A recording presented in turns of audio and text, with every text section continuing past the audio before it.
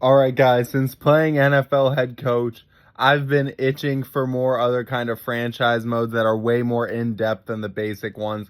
And I remembered an old one that's on sale right now for $5. At least it was a day ago when I got it. Eastside Hockey Manager 2015, but they got updated rosters and they had like an update in like 2020 or something like that, and I am just already having an absolute blast. It is so in depth. So, real quick, guys, I figured since I'm going to be doing a franchise on my lonesome, I figured I might as well give you guys at least updates on this franchise for those of you interested, because I know a good amount of you guys know me from the franchise stuff. So, why not? And so, let's get into what I ended up doing. This start point was July 1st, 2027, so a couple moves hadn't been done, but a couple had been.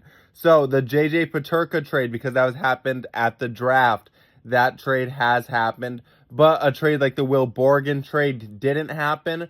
I tried to do a couple of those trades, including another trade that didn't happen that I really tried to get done, was the Korpisalo trade, but Korpisalo wouldn't waive his goddamn no trade clause, so I got stuck with keeping him. I decided to bury him in the minors, so that's that. I had a chance to claim Will Borgen, but honestly, I didn't want to because for some reason, maybe I'm misinterpreting it, but it looks like I didn't, because I ended up needing to clear cap space. I had to trade Casey Middlestad to get enough room to be under the cap. As you can see down here, total player salaries is at 102 million, and the player budget, well, the salary cap is at 104, the player budget's at 105.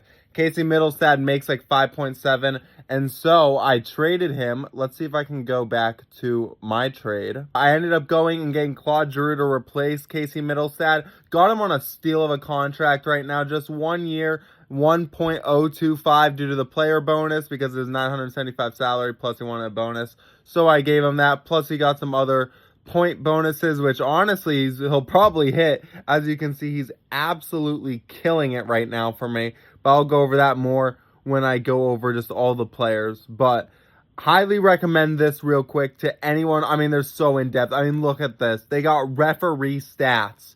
Can you believe that? Look at this. The personnel got all the scouts, all the coaches, and because you can download, they got stuff like in this thing called a workshop in Steam, and they got all the updated stuff. So updated coaches and their pictures, even for guys like assistants, like this random assistant coach, or yeah, assistant coach Bob Asena has his, and they got their own ratings and everything. So it's so in depth, even guys down here. So it's just crazy in depth, guys. It's so sick, and all the tactics and everything you can do. I mean, look at all the tactics. Oh, usually I've been using use unit tactics. I thought that stuff didn't change. That's weird. That's usually turned on. But it's so sick. All the individual stuff you can do. Like, look at this. Let's use a guy like Pasta. I have him just full offensive shoot. Same with Morgan Geeky. I have him, his shooting, I have him as a barrage shooter because his shot is so much better. And it's so sick, guys. So, anyways, back to what I was doing. Let me see if I can find the trade, or a good way to show all the guys that I got. Hey guys, I found a perfect place to see all my past transactions. So this is what I've done so far. First things first, I brought Matthew Poitras back. Already I can tell I might have overpaid him. I'm giving him $1.1 million, and it raises to 1.2. That's right, you can backload, front load. You can do whatever with your contracts. It's so amazing. And so he's currently in Providence, so that's not too good. Riley Duran, I ended up bringing back. He's actually killing in Providence. 6 points so far. Absolutely insane. And then the trade. So I traded Middlestad for Theo Lindstein, who I didn't have scouted. I should have scouted these guys, because now I know he only has 3 stars for a future rating. But, could be better. And only a number 5 or 6 defenseman. Could be better, though. I mean, I just saw, at the time, I was like, former first-round pick, he can't be that poorly rated. Turns out he can be. Adam Jiricek, same thing. And Montreal offered me a first and a second. I'm livid at myself. Because Adam Jiricek, same thing. 3-star guy, number 5, 6, offensive defenseman. Like, I could have done better. And then Milton Gastrin is an interesting little fella. 3-star potential, offensive playmaking forward, third line center, like a Nazem Kadri. So not the best trade. Then I also signed this Lucas Brenton guy who he just intrigued me so much. Even on the scouting report, something intrigued me about him, man. So I had to go get him. Jordan Harris, his stats are actually really fucking good in this. I'm kind of impressed. So I signed him back to be a seventh defenseman. And then, of course, the Claude Giroux signing, who has been an absolute stud. But coaching-wise, I have not made any moves. And then, so this is what we've been looking like. If we're looking at the schedule, we are exactly 5-2 so far. Anaheim's been a tough one, had a shootout win, 5-4. Can I, click on it and just, oh, that's so sick. So had a close one here, 5-4 in a shootout. They couldn't get anything going in the shootout. Pasta scored. There's another guy who scored in the shootout. We had 2 shootout goal scorers. Oh, I can scroll down. There we go. That's how I can see it. Pasta scored and Geeky scored. Peterka has been on an absolute heater. I mean, you can tell. Outside of the Colorado game, we got absolutely spanked. We had to do some lineup changes after that game, but Seattle scored in bunches. Nashville scored in bunches. Scored a lot against Nashville twice. It's been a West Coast road trip so far. I don't know if the schedules are accurate, but if they are, damn, NHL, why are you doing them like that? Actually, first, let's see if there's been any big transactions. And also, let's see the divisional standings.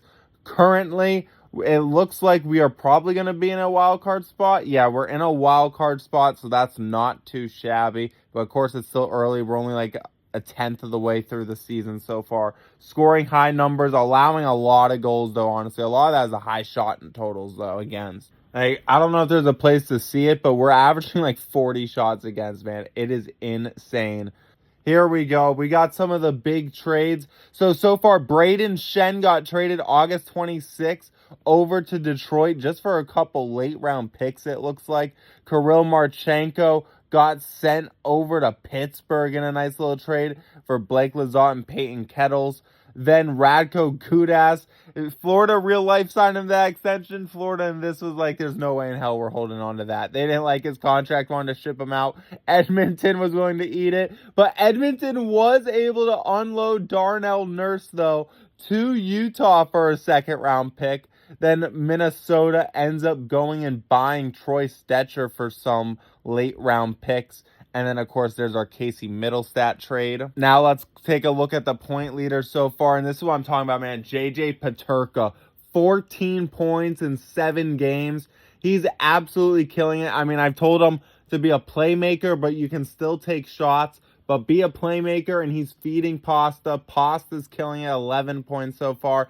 Fraser Minton, he had a week camp, and that's so sick, man. There's training camp and team scrimmages. Fraser Minton was sucking, honestly. But then by the time the regular season rolled around, it's okay, he's the first line center. He plays the best on that line. Even though he had a week camp, he came in hot during the season, and he's earned that spot. The second line, as you can see from the plus minus, the second line has been tough. I originally did have James Higgins on that second line, hoping that even though he has some weaker defensive numbers and some kind of just weaker numbers in general, that just the potential would carry him enough. You can kind of see this form score. Farthest right is most recent, farthest left is farthest away. So that last 5 was actually his last game on line 2. And so these numbers, the 7, 7, 8, and 6, is from his time on line 3. So he has definitely done a lot better on line 3. He has 2 points on line 3, a -1 still. He's gotten a power play point. I got him on the power play right now on the defensive side. I'll show you the lineups again, but you could have seen it real quick earlier. The fourth line, it is sucking, and we've had a lot of different changes. One issue, though, Alex Steve's only 1 game. He's rated extremely high in this, and he's been hurt with this rotator cuff strain for 3 weeks now. Got hurt the very first game. He's been out, so instead, we've been running a rotation, trying different guys out. We've tried Kastelic the last couple games. He's been tried Lucas Reichel before that. He was you can tell by the ratings. Really anything below 7, not good. Not good if they're below 7. And you can see that at that third line D pairing, man. It's the depth. Yoki Haru and Aspro, and that's what I was saying. I kind of wish I just said yes to Will Borgen right now.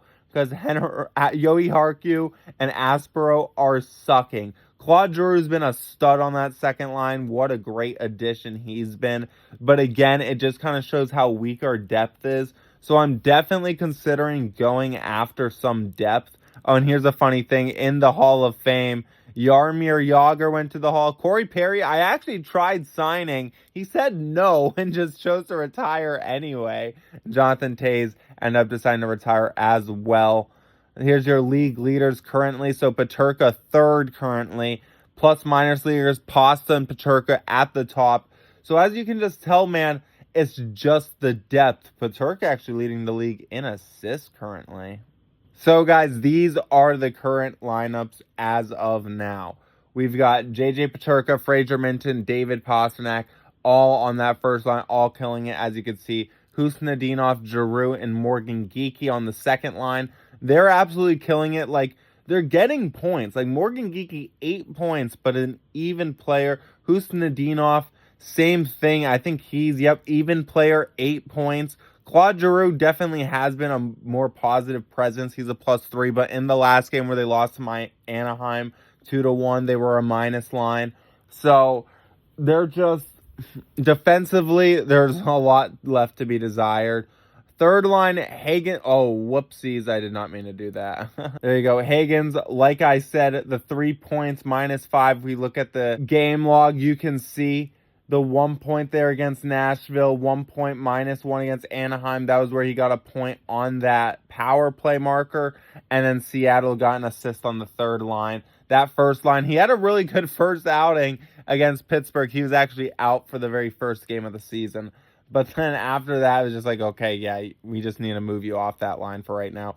Pavel Zacha and Elias Lindholm, man, so interesting. Zach, as you can see, he's just been mid as hell the last few games. He started off pretty decent, I'm not going to lie. As you can see, the first few games, he's actually kind of red hot in that top 9 role.